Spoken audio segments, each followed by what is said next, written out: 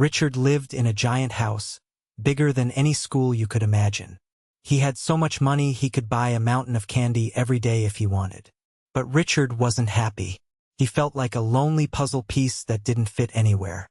He had fancy cars and a swimming pool that sparkled like 1,000 diamonds, but no one to share them with. All the people around him seemed interested in his money, not in him. When he told a joke, they laughed too hard. When he talked about his feelings, they looked bored. Richard wondered if anyone truly cared about him. Was anyone his real friend? He felt like everyone was wearing a mask, pretending to like him just to get something from him. This made him very sad, even though he lived in a house filled with amazing things. He wished he could know what people really thought when he wasn't around. Richard's problem wasn't just about having too much money, it was about having too little trust. He couldn't tell who was being real with him. He felt like he was living in a play where everyone else had a script and he was just making up his lines as he went along. He tried giving people gifts, hoping to see a genuine smile, but it always felt like they were smiling at the gift, not at him. He tried being funny, but the laughter sounded hollow. He even tried being sad, hoping someone would offer a comforting hug, but they just offered advice like, "Cheer up. You're rich." Richard yearned for a connection, a real friend who liked him for who he was, not for what he had. He wanted someone to talk to about his dreams and fears, someone who would listen without expecting anything in return. This feeling of loneliness was a heavy weight on his heart, heavier than all the gold in his vault. One night, while staring at the ceiling of his enormous bedroom, Richard had an idea. It was a crazy idea, a bit silly, but it was the only one he could think of. "I'll fake a coma," he whispered to himself. "Then I'll find out what people really think when they believe I can't hear them." He knew it was a strange plan, but he felt like he had nothing to lose.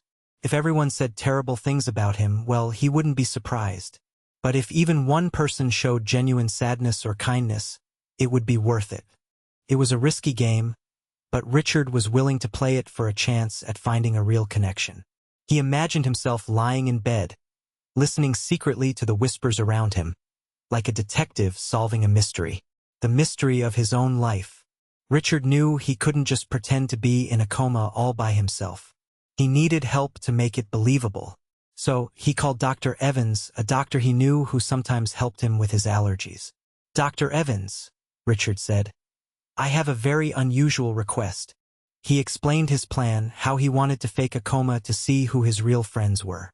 Dr. Evans was surprised, but Richard offered him a lot of money, enough to build a new wing on the hospital. Dr. Evans agreed to help. He gave Richard special medicine to make him look very still and peaceful. He also told the other doctors and nurses that Richard was in a very deep coma and couldn't hear anything. They set up machines that beeped and blinked, making it seem very real. Richard was all set for his secret listening experiment. He just hoped he wouldn't regret it. The hospital room was quiet, filled with the soft hum of machines. Richard lay in the bed, pretending to be asleep. He could hear the nurses talking softly as they bustled around. One nurse, in particular, caught his attention. Her name was Emily. Emily was a young woman with kind eyes and a warm smile. She had a gentle way about her, and she always seemed to be cheerful. She wasn't like the other nurses who seemed more interested in their clipboards than their patients. Emily always took the time to talk to the patients, even if they couldn't talk back. She would read them stories or just sit with them quietly, holding their hand. Richard wondered what Emily would say about him when she thought he couldn't hear. He had a tiny microphone hidden under his pillow, ready to capture every word. Continuing from the previous scene with Emily's gentle care, Richard lay still, listening intently. He focused on the sound of Emily's voice, filtering out the beeping of the machines and the other hospital noises. The tiny microphone was working perfectly, capturing every word she said. He waited, his heart beating a little faster each time she spoke. He was so used to people wanting something from him that he couldn't imagine what she could possibly say. Would she complain about having to take care of him? Would she talk about his money? He closed his eyes tighter, preparing himself for the worst. He told himself that even if she said something mean, it was okay. He was doing this to find the truth, no matter how painful it might be. But deep down he hoped, just a little bit, that she would say something kind. Something real. Something that would prove that not everyone was after his money. Something that would finally ease the loneliness in his heart. Richard heard Emily talking to another nurse in the hallway. He strained his ears to listen. "He seems so lonely," Emily said softly. "It's sad. He has all that money, but it doesn't seem to make him happy." Richard's heart skipped a beat. She wasn't talking about his money in a greedy way. She sounded genuinely concerned. He waited for her to say something negative, something about how he was probably a mean old man. But it didn't come. Instead, Emily continued, "I wish he had someone to talk to, someone who really cared about him. It must be awful to be so alone." Richard was stunned. He couldn't believe what he was hearing. Emily wasn't judging him. She was feeling sorry for him. It was the opposite of what he expected. He felt a strange warmth spread through his chest, a feeling he hadn't experienced in a very long time. Maybe, just maybe, he had found the kindness he was searching for. The next day, Richard continued to listen. He waited anxiously for Emily to come back to his room. When she did, she didn't immediately start talking about him to someone else. Instead, she sat beside his bed and gently took his hand. "Hello, Mr. Richard," she said softly. "I know you can't hear me, but I wanted to tell you a story. It's about a little dog I found in the park once." Richard was puzzled. Why was she telling him a story? He strained his ears to catch every word. He could feel the warmth of her hand in his, a strange and comforting sensation.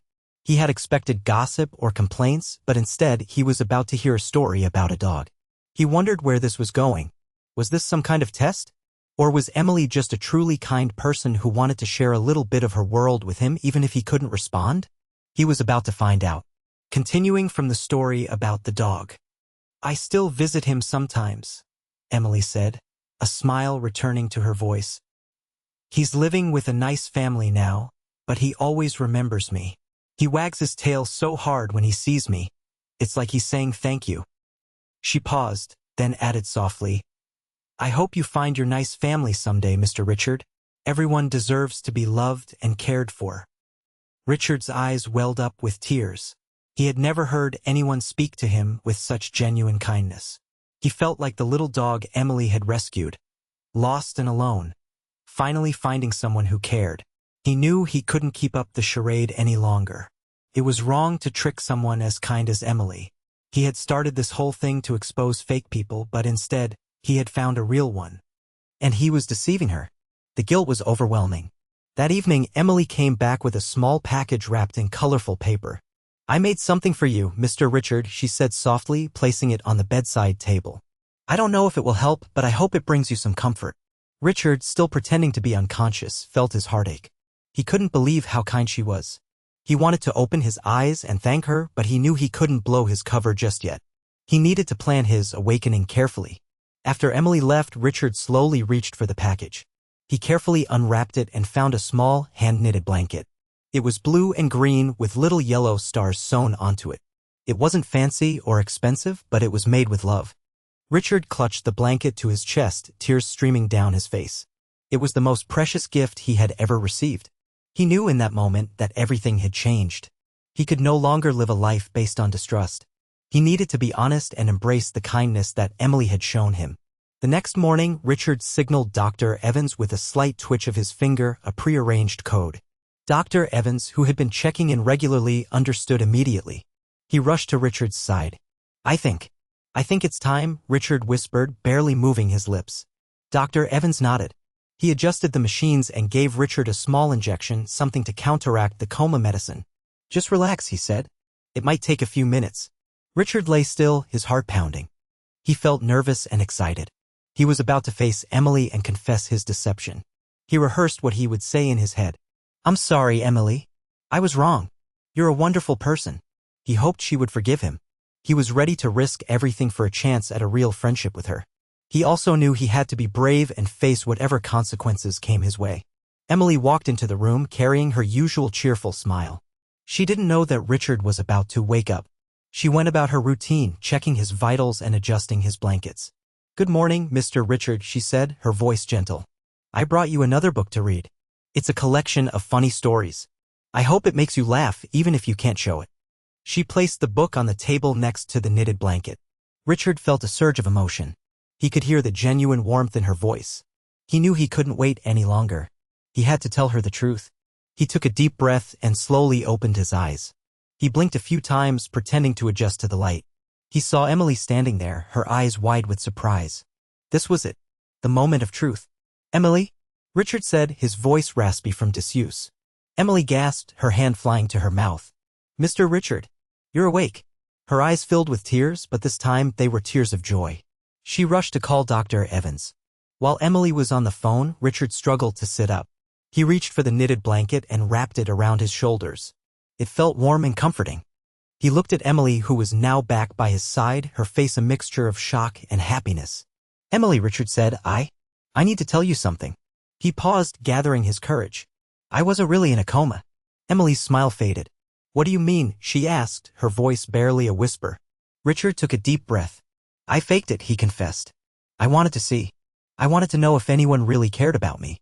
He looked down, ashamed. "And you were so kind. I'm so sorry for tricking you." Emily stared at Richard, her expression unreadable.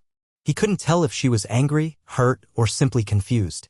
Dr. Evans rushed into the room, his face etched with concern. "What's going on?" he asked, looking from Richard to Emily. He says he wasn't really in a coma," Emily stammered, her voice shaking. Dr. Evans looked at Richard, a question in his eyes. Richard nodded, confirming Emily's words. Dr. Evans sighed, a mixture of relief and exasperation on his face. He knew this was going to be complicated.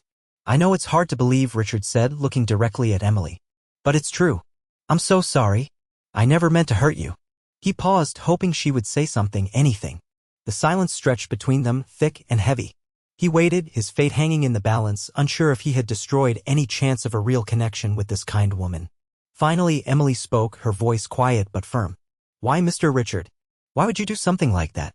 Richard looked at her, his eyes filled with sincerity. "Because I didn't know who to trust," he said. "I thought everyone was just after my money. I felt so alone." He paused, then added, "But you were different. You treated me like a person, not a walking ATM. You showed me kindness when I didn't deserve it." He continued, "I know I messed up. I know I hurt you, and I'm truly sorry. I hope someday you can forgive me." He looked down at the knitted blanket in his lap, a symbol of Emily's genuine care. It was a reminder of what he almost lost because of his own distrust. He waited, holding his breath, for her response.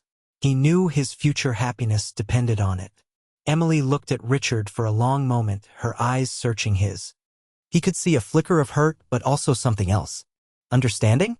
Finally, she sighed. "Mr. Richard," she said softly, "I'm not going to lie. I'm a little upset. It wasn't very nice of you to trick me and everyone else." She paused, then a small smile touched her lips. "But I'm also happy that you're awake." Richard's heart leaped with hope. "You're not angry?" he asked, surprised. Emily shook her head. "I was at first," she admitted. "But then I thought about it. You must have been very lonely to do something like that." She stepped closer and gently touched his arm. "I may not understand everything, but I do know that everyone deserves a friend." Dr. Evans, who had been quietly observing, cleared his throat. "Well," he said, "I think we can all agree that this has been a very unusual situation. But I'm glad you're feeling better, Richard." He smiled, relieved that the situation wasn't worse. Richard's life began to change in wonderful ways.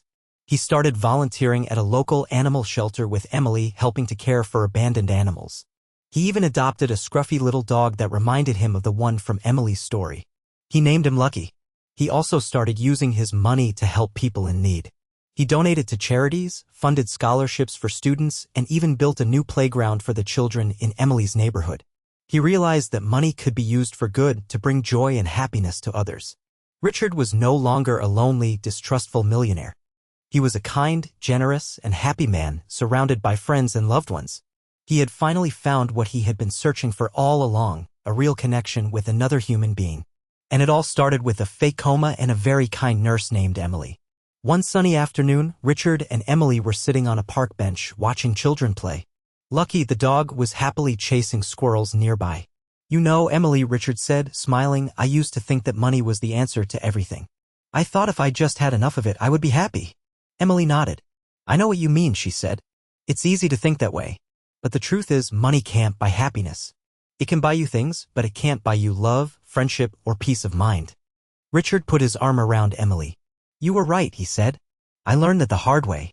But thanks to you, I finally understand what's really important in life."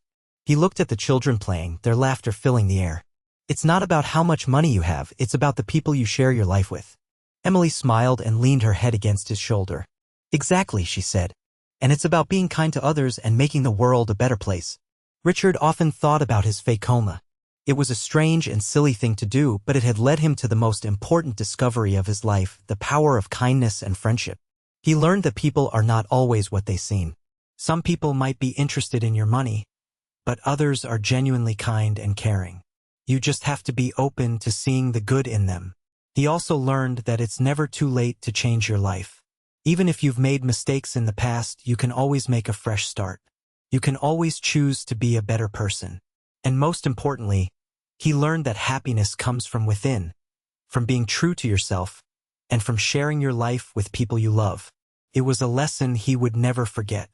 The memory of the knitted blanket would always be a reminder of how Emily's simple act of kindness changed everything. Years later, Richard, now an old man, sat in his sunny garden, surrounded by his family and friends. Emily was there, of course, still his closest companion. They were celebrating his birthday. As he looked around at all the people who loved him, Richard smiled. He had everything he could ever want: love, friendship, and a sense of purpose. He raised his glass in a toast. To kindness, he said, his voice strong and clear. And to the friends who make life worth living. Everyone cheered, raising their glasses in return.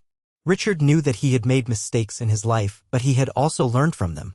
He had found happiness in the most unexpected place, and he was grateful for every single day. He knew that his story was a reminder that even the loneliest heart can find love and connection if they are willing to open themselves up to the possibility of kindness. It was the best gift he could have ever asked for. And that, my friends, is the story of Richard, the millionaire who faked a coma. It's a story about loneliness, trust, and the transformative power of kindness. It's a reminder that even the wealthiest person in the world can be unhappy if they don't have genuine connections with others. It's also a story about Emily, the kind-hearted nurse who saw past Richard's wealth and treated him with compassion and respect. She taught him that true happiness comes from helping others and sharing your life with people you love. So, the next time you see someone who seems lonely or unhappy, remember Richard's story. Reach out to them, offer them a kind word, or simply be a friend. You never know, you might just change their life, just like Emily changed Richard's. Because even the smallest act of kindness can make a world of difference. And who knows, maybe you'll find a new friend in the process.